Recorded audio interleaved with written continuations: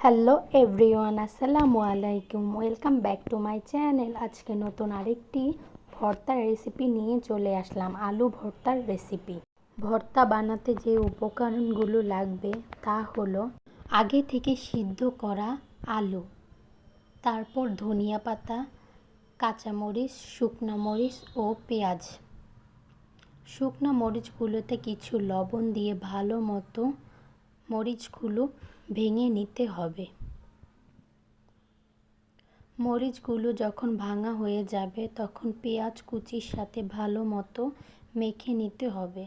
পেঁয়াজ কুচির সাথে যখন মরিচগুলো মাখানো হয়ে যাবে তখন কাঁচামরিচগুলোও মেখে নিতে হবে। তারপরে এক এক করে আলুগুলো ভালো মতো ম্যাশ করে নিব। আলুগুলো একটু সময় নিয়ে ম্যাশ করতে হবে যাতে কোনো গোটা ভাব না থাকে।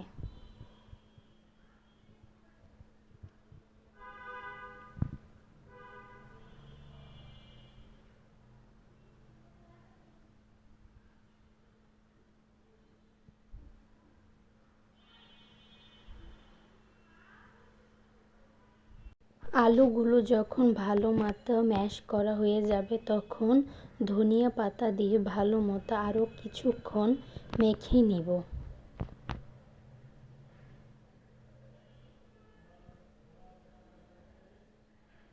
ধনিয়া পাতা দিয়ে মাখা হয়ে গেলে তারপর সরিষার তেল দিয়ে দিব। দিয়ে ভালো মতো আরও কিছুক্ষণ হাতে মেখে নিব। হয়ে গেল ভীষণ মজাদার আলু ভর্তা।